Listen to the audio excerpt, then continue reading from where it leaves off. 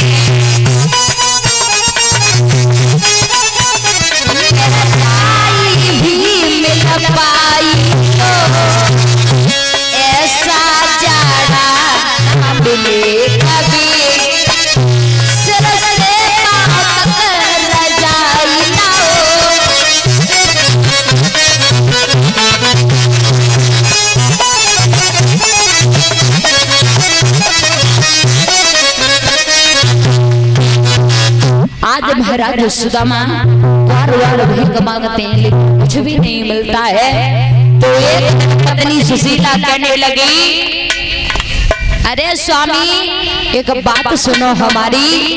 सुदामा कहने लगे, बताओ क्या बात है।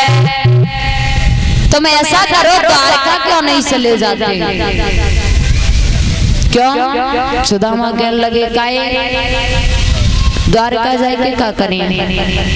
सुशीला कहने लगी, अरे वो तो तुम्हारे मित्र है ना, जाके चले जाओ। कितने बड़े राजा हैं, शायद एक एक रुपए देंगे तो भी अपनी गरीबी दूर हो जाएगी।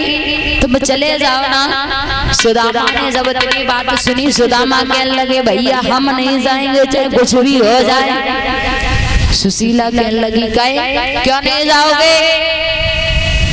बताओ, हम अपने मित्र के घर पर जाएंगे तो भला ऐसे ही जाएंगे? बताओ, हमारे पास ना कपड़े हैं ना कुछ ले जाने के लिए है। सुशीला कहने लगी, अरे ये भी कोई कहने वाली बात है, अभी रुको अभी लाते हैं। तो महाराज उसी समय सुशीला एक पड़ोसन के घर पहुंचती है। कहने लगी, बहन थोड़े से चावल हो तो दे दे, मैं तुझे 2-4 दिन में वापस दे दूंगी। पड़ोसन कहने लगी, अरे जाके घर में खाए लाख तो है ना, और अबे ले जाएगी और 4 दिन बाद लौटा के दे देगी। ऐसा तो कबू नहीं हो सकता महाराज। तो वो पड़ोसन कहने लगी, अरे चलो बहन, अभी मैंने जो चावल फटके हैं ना वही रह गए हैं, बाकी और तो सब मैंने बना लिए, ये चाहिए तो ले जाओ। तो महाराज सुशीला वही फटके हुए चावल बचे हुए जैसे तैसे और ले जाती है और सुदामा को जाकर दे देती है। कहने लगी, हे स्वामी अब तो द्वारका चले जाओ। सुदामा कहने लगे, अब नहीं से मानेगी, अब तो जाना पड़ेगा। तो महाराज उसी समय और सुशीला कहने लगी अपने स्वामी से, हे स्वामी तुम द्वारका को चले जाओ, जरूर आपके मित्र आपकी सहायता करेंगे। तो आज सुशीला क्या कहने लगी है कि चले जइयो द्वारका तुम सैया चले जइयो।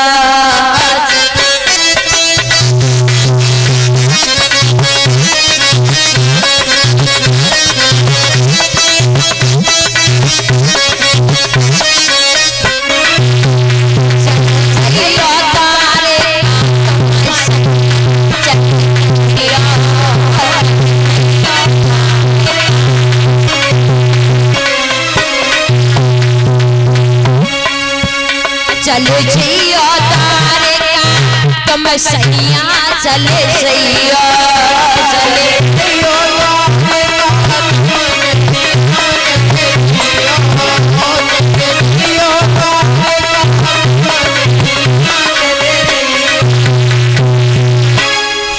महाराज सुदामा ने जब इतनी बात कही कि मैं नहीं जाऊंगा, लेकिन जो सुशीला थी वे कहने लगी अरे स्वामी तुमको जाना पड़ेगा। तो आज सुदामा और चलने लगते हैं द्वारका के लिए, नंगे पैर चले जाते हैं महाराज।